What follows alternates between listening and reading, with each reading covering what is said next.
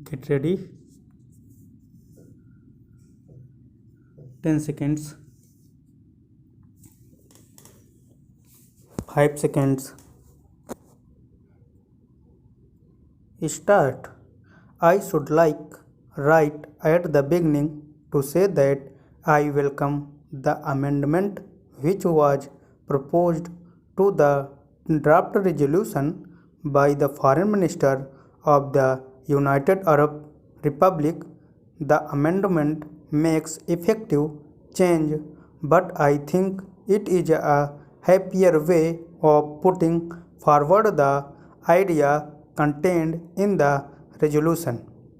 When I had the privilege to put forward the resolution from 5 nations before this assembly, I expressed the hope that it would be accepted unanimously.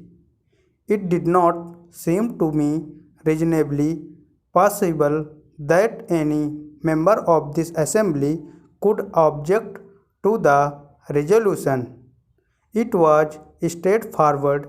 It contained nothing in it against any individual or this group or that group, but it did represent a strong and passionate desire that things should get moving and that this assembly should not sit paralyzed as if it could not act.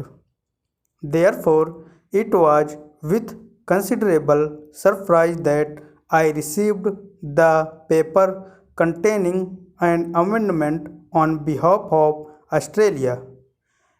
I read it with care.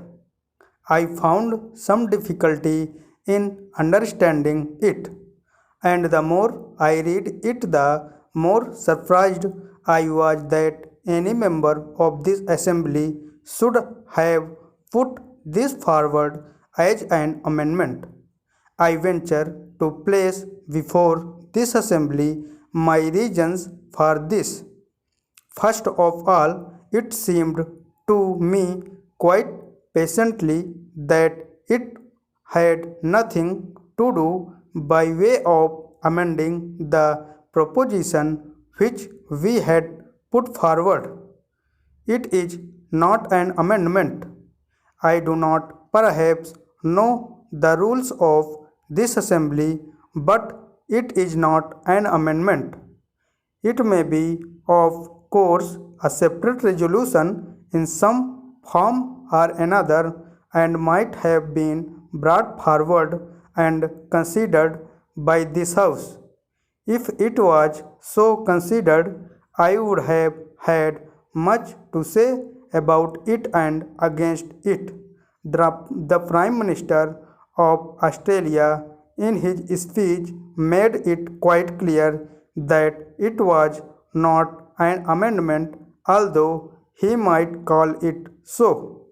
Therefore, I could not quite understand what meaning lay behind this amendment.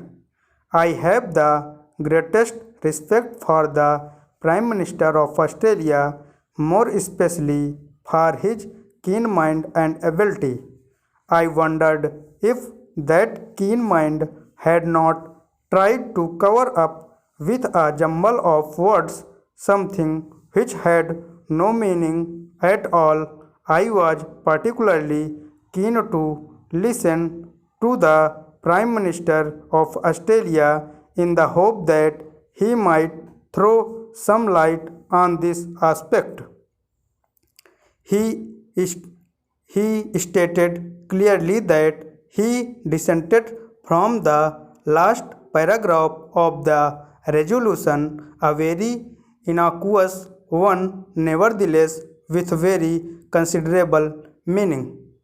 In fact, the whole resolution led up to this paragraph, the rest being a preamble. Therefore, he dissented from the very basis of the resolution.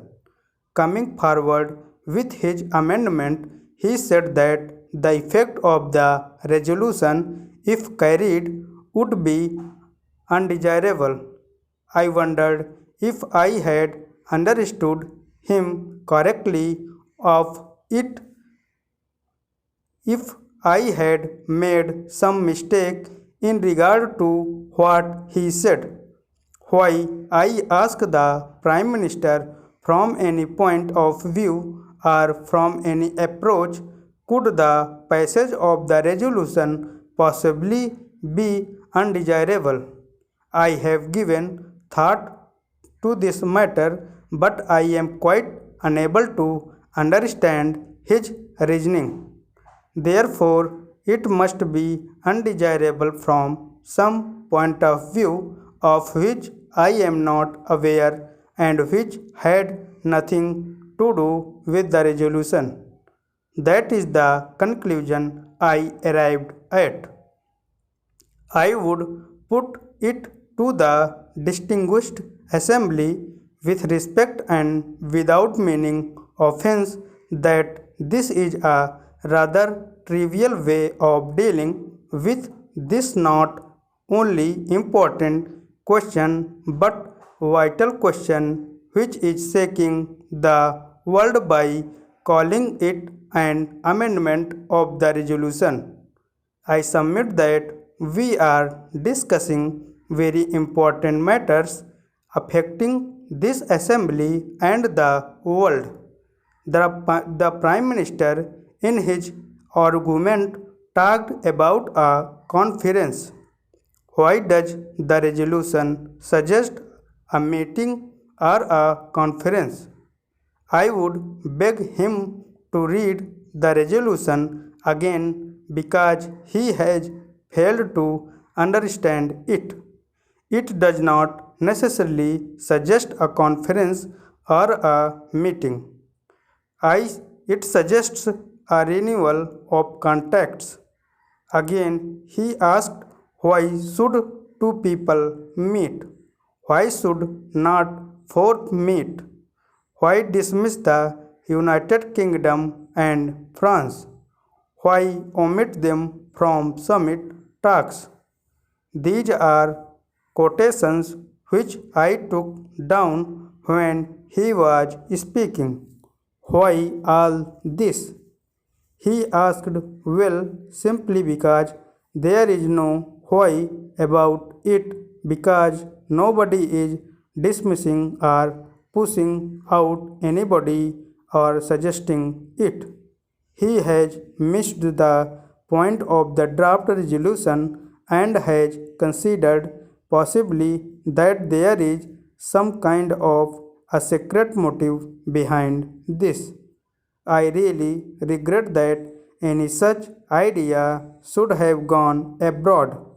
The draft resolution was put forward in all good faith for the purposes named in it and to suspect it of some secret device to push out somebody or not to pay adequate respect to some country is not fair on the part of the honorable gentleman. Indeed, I greatly regret to say that the Prime Minister of Australia has done very little justice to himself in proposing this amendment. Stop.